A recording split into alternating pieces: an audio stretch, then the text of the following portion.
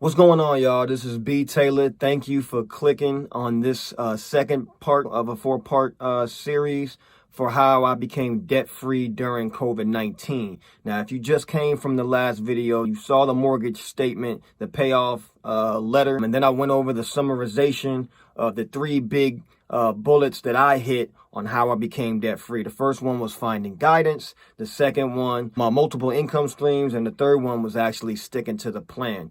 This video is focusing on finding the right guidance. Now, if you remember from a summarized standpoint, I did mention Dave Ramsey. He's a great reference point for guidance, at least. One of the major factors that I appreciated from his whole philosophy were the baby steps that he had. Step one was getting $1,000. Step two was starting that debt snowball. Step three was getting 3 to 6 months of income saved up for an emergency fund. Step four was starting to contribute 15% of savings into your retirement plan. Step five, saving up for college if you have kids. Step six, getting the mortgage paid off. And then step seven, building wealth, living generously, giving generously, right? One thing I wanted to point out here is that you're going to see a lot of videos of people saying, oh, I'm debt free. I hit baby step 7. It's time to live life and do this and do that. But then later on in the video, you might notice, oh, well, now we're on the step of actually finding the right mortgage. No, that's kind of backwards. That goes against the entire philosophy, right? I mean, you're supposed to be building wealth so that you can pay for something in cash, not become debt free so you can go back into debt, right? So those are some of the things, based on the philosophy. They're not completely wrong, but it's some of the philosophies that, you have to figure out and deal with on your own. So I want to go into some of the big things, in terms of finding guidance that worked for me. I had a couple of no's and I had a couple of absolute yeses. So I'll start to get into the no's here. One of the things that me and my wife did back in our early 20s was that we really fell victim to the get-rich-quick schemes. And we always tried to find that one hustle, that one side hustle, that one thing that would get us a leg up on top of the income that we were trying to make. That included all of the multi-level marketing, like the Herbalifes, like maybe not so much the Cutco, but for the people selling it, it could be the case, right? And then there's so many other things like the smart living companies. These are companies that may have some real products that they have to sell. However, they're not in it for the benefit of you. They're using you as a pawn to sell their product to the consumer. You're getting next to nothing, let alone any type of profit. It's not something that you'll be able to sustain, and you're going to be spending a long time trying to figure out why you're not doing it before you just decide to completely let it go. That's number one. You want to avoid get-rich-quick schemes. The other piece of a get-rich-quick scheme is the lottery, right?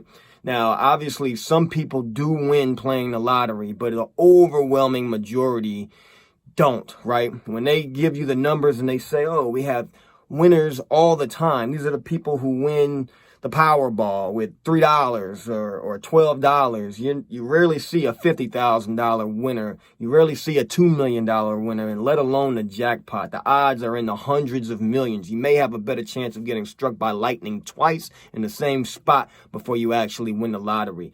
Personal experience for us, another get-rich-quick scheme. Back in our early 20s, I had a whole Postmaster box filled with lottery tickets, scratchers. When I started to add it up, it made me start thinking a completely different way. It changed my philosophy forever. And I'm talking about in the thousands, maybe in the tens of thousands. And this was as a young 20-something. I wasn't making a lot of money, so you guys should forget about it as well. The second no, it goes into a level beyond the get-rich-quick schemes, because at least with the get-rich-quick scheme, there is a product that somebody is going to benefit from besides the seller.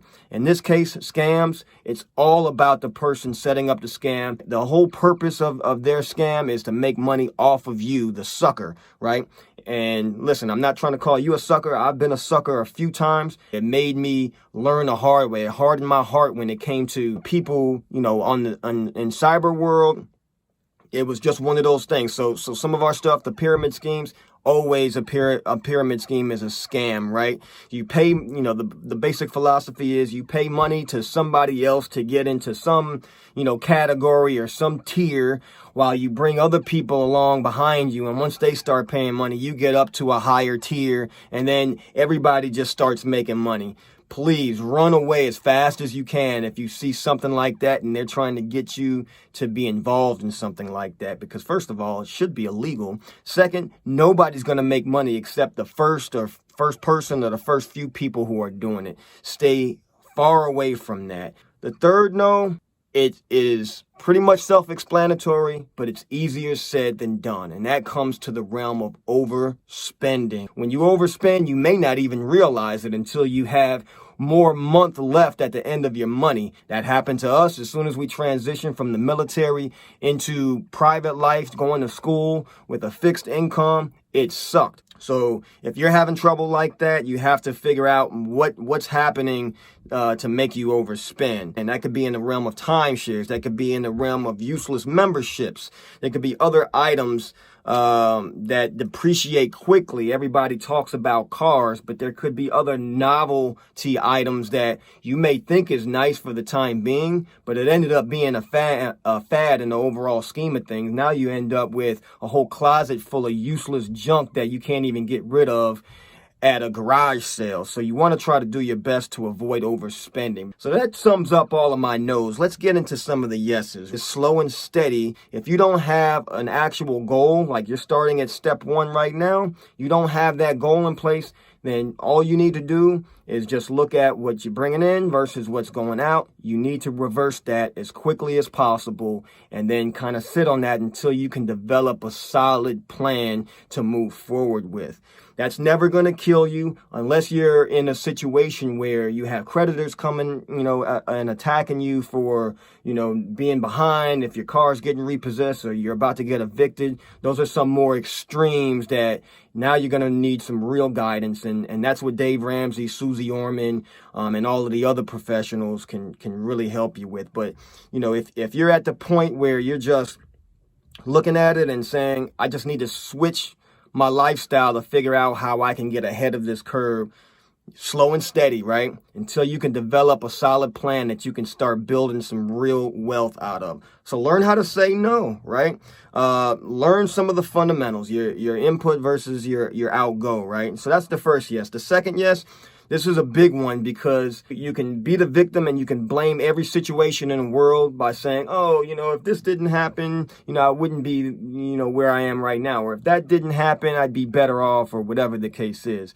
You have to realize that it's your mind as to why you got there, right? You put some of the best minds into your body. Would they be in that same situation? Maybe, maybe not. But you really have to think critically when it comes to that. And so that second one is really, figuring out how to change your mind. And you do that by associating with others who have those fundamentals that you may not have yet, right? Where do you want to be in 2 to 3 years if you had to analyze it right now? All right, in 2 to 3 years, you think you want to be here? All right, who's already there, right?